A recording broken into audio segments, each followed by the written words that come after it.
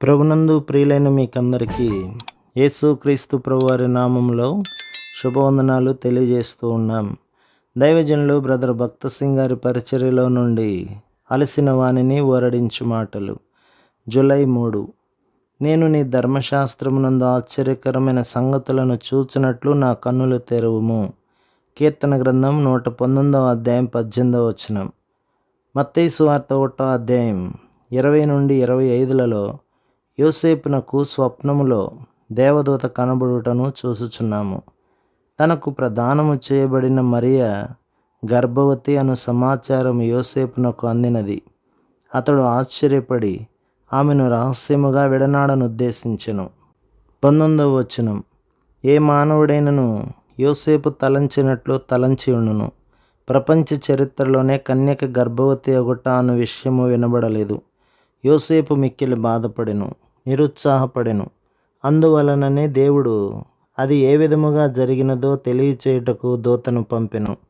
ఆమె గర్భము ధరించినది పరిశుద్ధాత్మ వలన కలిగినది. 20వ వచనం. ఏ మానవుడు కూడా బిడ్డ పరిశుద్ధాత్మ వలన ఏర్పడినని యోసేపును ఒప్పించగలిగి ఉండేవాడు కాదు. అదే విధముగా రక్షణ వర్తమానము కూడా ఏ మానవుడును గ్రహించలేడు. మానవుడు వివరించుటకు ప్రయత్నించవచ్చును గాని అది అతనికి సాధ్యము కాదు.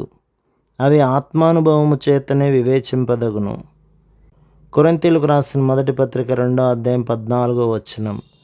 మానవుడు తన సహజ సిద్ధమైన జ్ఞానముతో దేవుని విషయములను అర్థం చేసుకొనలేడు, గ్రహించలేడు.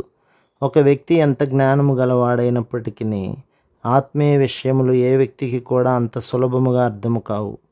అదే తలంపు రోమాపత్రిక 8వ అధ్యాయం 5 నుండి 7లలో పేర్కొనబడినది.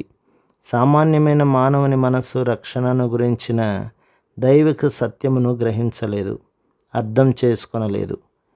లేఖనములను అర్థం చేసుకొనుటకు పరిశుద్ధాత్మ యొక్క అభిషేకమును మరల మనము కోరుకొనవలెను. అందువలననే వర్తమానము ఇవ్వకముందు ప్రార్థించదము, వర్తమానం ఇచ్చిన తర్వాత కూడా ప్రార్థించదము, మరియు ఇంటి వద్ద అనేక పర్యాయములు ప్రార్థన చేయుదుము. ఒకవేళ ఒక వ్యక్తి దినమంతయు బైబిలు చదువుచుండవచ్చును, గ్రంథాలయములందు మంచి పుస్తకములను కూడా సంప్రదించుచుండవచ్చును. మనము వర్తమానము ఇవ్వకమునుపు తగినంతగా ప్రార్థించని ఎడల ప్రతి ఒక్కరూ ఈ వర్తమానములో జీవము లేదు, అవి కేవలము వట్టి మాటలు మాత్రమే అని వెంటనే గ్రహించుదురు. బోధకుడు తగినంతగా ప్రార్థించిన ఎడల అప్పుడు వారు నూతన జీవమును చూడగలరు. బైబిల్ను మనం అనేక పర్యాయములు చదివినప్పటికీ మానవ జ్ఞానముతో అది అర్థం కాదు. మనము దేవుని వాక్యమును చదువునప్పుడు ప్రతి సమయంలో ప్రతిదినమున మనకు అభిషేకం అవసరమై ఉన్నది. గొప్ప విద్వాంసులు సమస్తము ఎరిగిన వారైనప్పటికీ బైబిలును గురించి అనుమానములు తీసుకుని వచ్చెదరు. వారు బైబిలునందలి ఈ భాగము నిజము కాదు, ఆ భాగము నిజము కాదు అని అందురు. ఆ విధముగా వారు చెప్పుచుందరు, కానీ వారు బుద్ధిహీనులు. ఈ విషయములన్నీ పరిశుద్ధాత్మ చేత ప్రవచించబడినవని వారు ఎరుగరు. సామాన్యమైన మేధాశక్తితో అవి అర్థం కావు.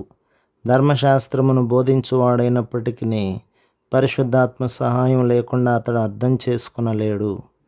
లేఖనములను చదువుట వలన మాత్రమే మనము ఆత్మీయ స్థితిని పొందలేము.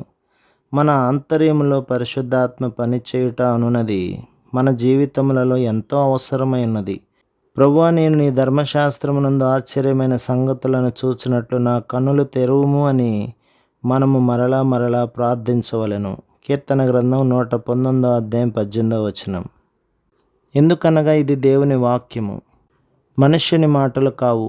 మన సామాన్యమైన సహజ సిద్ధమైన కలుషితమైన మనస్సుతో అర్థం చేసుకొనలేము. నీ మానవ జ్ఞానము నిన్ను మోసగించనీయకము. ప్రభువు మిమ్మును, మీ కుటుంబమును, మీ సంఘమును దీవించి ఆశీర్వదించునుగాక. ఆమేన్.